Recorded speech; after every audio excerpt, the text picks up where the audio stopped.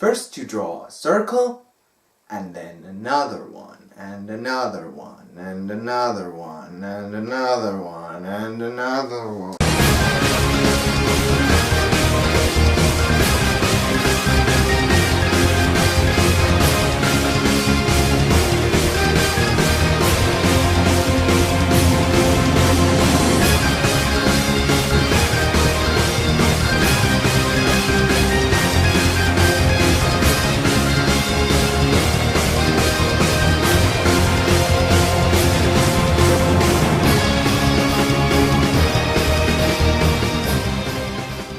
The Pokémon series is undoubtedly one of Nintendo's most cherished franchises.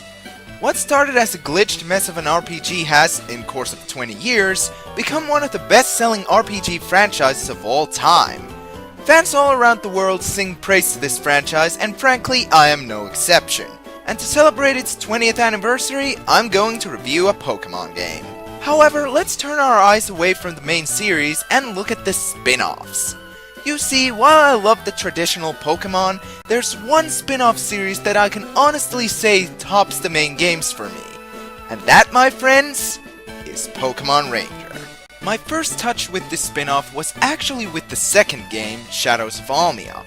While it didn't quite click with me when I first played it, throughout the years I started to like the game more and more, and it eventually became my favorite Pokémon game.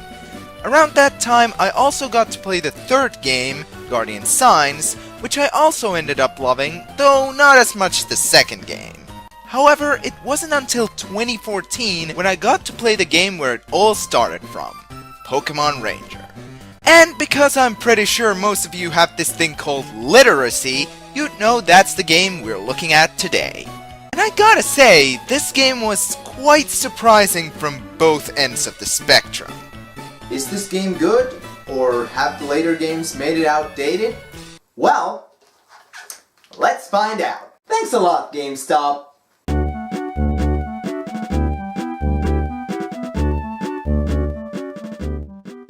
In a similar vein to any Pokémon game, the story of the game stars a boy or a girl who I'm assuming is about 10 years old because that's how things work in Pokémon for some reason.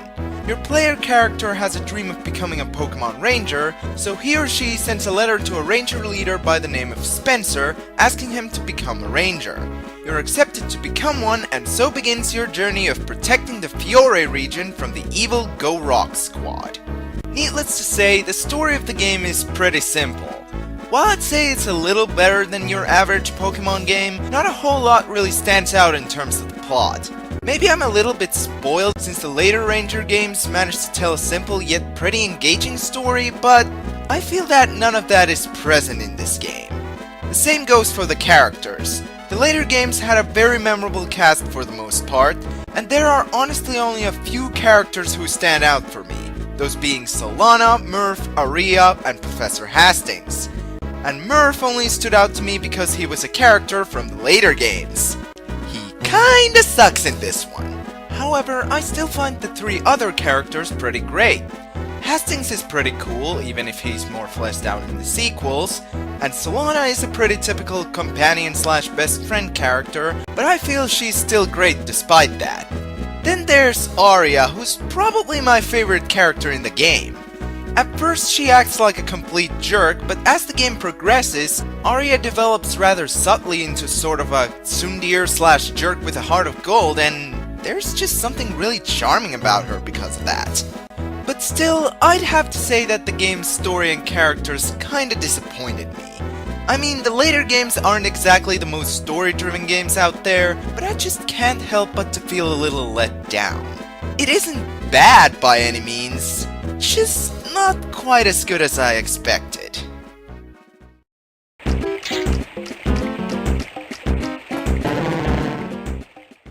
I gotta say, the presentation of this game is pretty damn well done. For one, the sprite work is really impressive for a game pretty early in the DS's life cycle. The Ranger games have good quality sprites in general, and the first game is no exception. It looks a little janky when compared to Shadows of Almia and especially Guardian Signs, but overall it's very impressive. And the overall graphical quality of the game is also very pleasing. The environments in the game are very well crafted and they never look out of place or just plain bad. Speaking of the environments, the game gives you a pretty good variety of them. Sure, there's a lot of area types that are used in every RPG ever. You got caves, volcanoes, temples, and snowlands? But I'd say it's still better than just recycling the same design over and over. Remember Aquapolis? The soundtrack is also really well composed.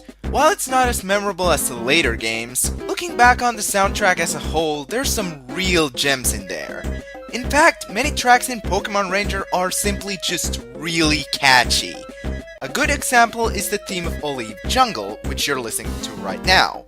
The repercussion in the song can really get to you, and honestly makes me wanna dance. Huh.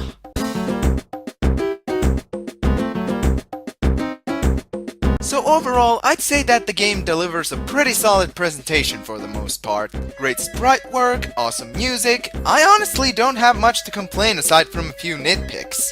But sadly, the presentation is the only part of the game that really lived up to my expectations.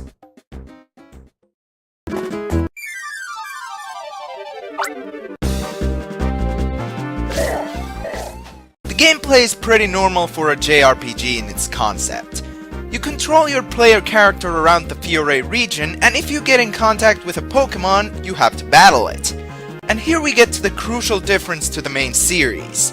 You see, during battle, your goal isn't actually to KO the Pokémon to get experience, but you need to capture it by using your capture styler. And capturing in this game only means befriending the Pokémon until you use their abilities for a target clear or a Poké Assist or leave the area. In battle, you attempt to capture the Pokémon by drawing loops around them with your stylus. Whenever you successfully close a loop around the Pokémon, a counter will go down. Once it reaches 0, release the stylus and the Pokémon is captured.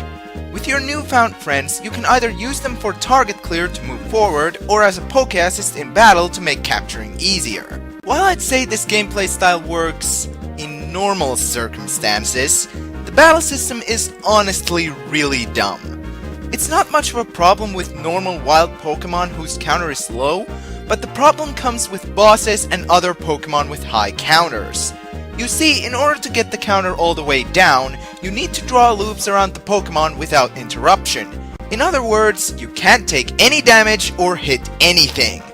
Which is easier said than done because the Pokémon aren't exactly just going to stay still. The only reliable way to capture Pokémon with high counters is to use Poké Assists, but more often than not, they have to be super effective or they won't stay in place long enough. So overall, the battles just amount to drawing endless loops around the foe, hoping they won't attack or do any sudden moves. Hell, you can't even flee from battles until you draw at least one loop around the Pokémon. While I did have some sort of fun playing the game, some select battles, namely the bosses, really killed it for me. Especially this cheapskate Steel Snake.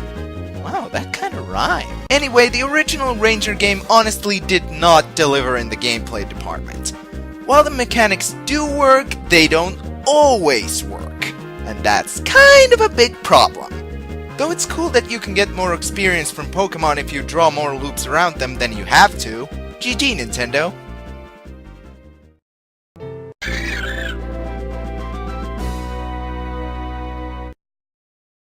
So what's the overall verdict? Remember when I asked at the beginning if the game was outdated thanks to its sequels? Well, it may or may not have been foreshadowing on how I feel about this game. I'll give it to you straight. Pokémon Ranger is not a bad game. The main mechanics work, the sprite work is really impressive for an early DS game, the soundtrack is great and filled with catchy tunes, and the story works for what it is with a handful of memorable characters. However, the overly simplistic story just drags it down for me, and the battle system can get really stupid and annoying, especially in boss encounters, and it just sucks the fun out of the game in the long run. Now, with that said, I'd be lying if I said I didn't have any fun with it, but I have a limit to bullshit tolerance. So the score I'm giving to Pokémon Ranger is probably 7- or even 6.5. Overall, I'd say it's a solid package and I'd even recommend it, but if you want to play a really good Pokémon spin-off, I suggest you look elsewhere, preferably from the sequels. I'm finished ducking. Now if you'll excuse me, I'm gonna go draw something related to this review.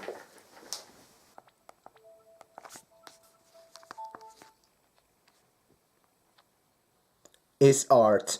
In the future we'll decide if there's a hero buried deep inside. I wanna be a hero. Pokémon!